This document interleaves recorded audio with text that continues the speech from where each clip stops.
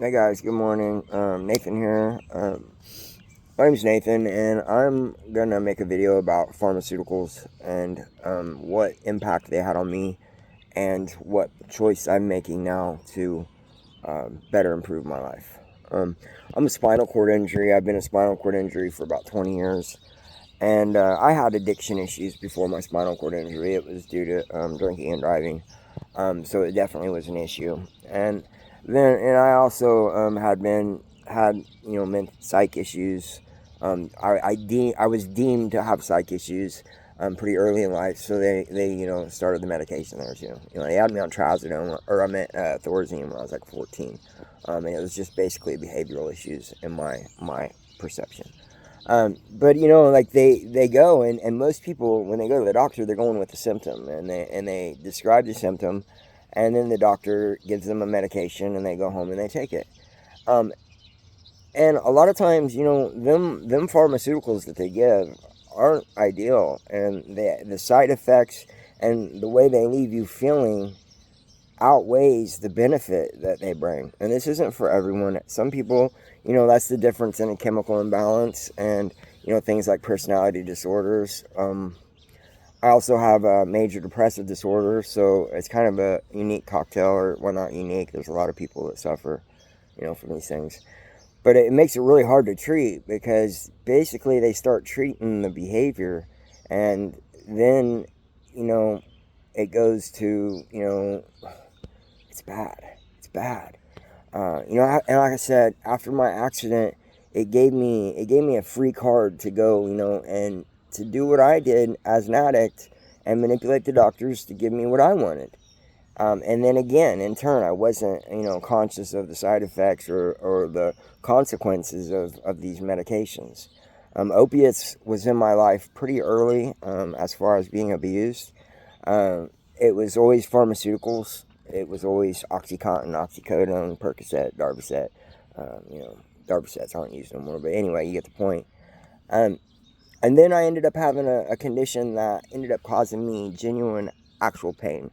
My spine was severed, or it was contuted, which means it was broke in T6 and T7. And them two vertebrae pushed the spinal cord together to where the signals could no longer pass. When your spinal cord contudes, it's kind of like your brain. It's not able to repair the damage. So, what loss of nerve signals I got, it's pretty much permanent. I do have some internal sensations. I'm guessing that the internal tract of nerves runs a little separate than the external sensation, and depth is different.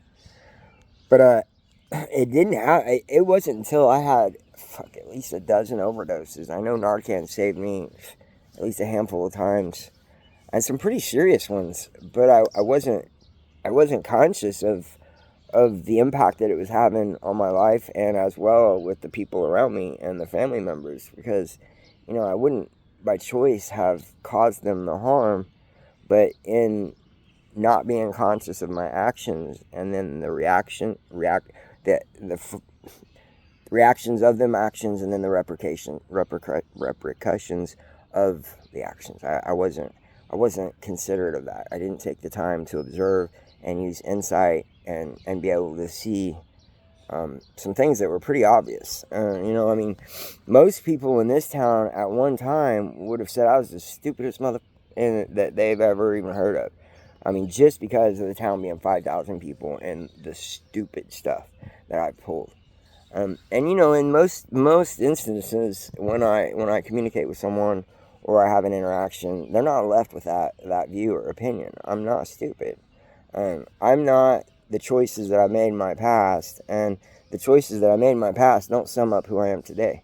Who I am today is the drive that I have to move forward and continue growth, and trying to become the authentic me that I know that I am, that I was raised. I love and light, man. You gotta lead in love. You gotta lead in love, then you gotta find mindfulness to be aware and understand the thinking process, as far as knowing that you're not the voice. You're not that negative voice that narrates things, or tells you need to do this, or you're just an observer of them. Right? That's a whole nother bag of worms. But I love y'all, and we're gonna do this. We're gonna be off the antidepressants. We don't have any pain medication on board any longer. I've been off them for about 5 years, and I deal with some genuine pain. I've been off the benzos as well for a couple, well, 5 years, about the same time as the opiates. And then I weaned off my Cymbalta last year. They gave it to me for pain and direct depression. It caused a lot of weight gain and some other things that I'm just not down for. So it wasn't really that hard to cut off that one, and I tried to do the same approach with the trazodone, but I ended up in kind of a position to where I realized, I'm going to wean down a little slower with this one and take everybody in consideration in what I'm doing. Love y'all. Have a great day. Peace out.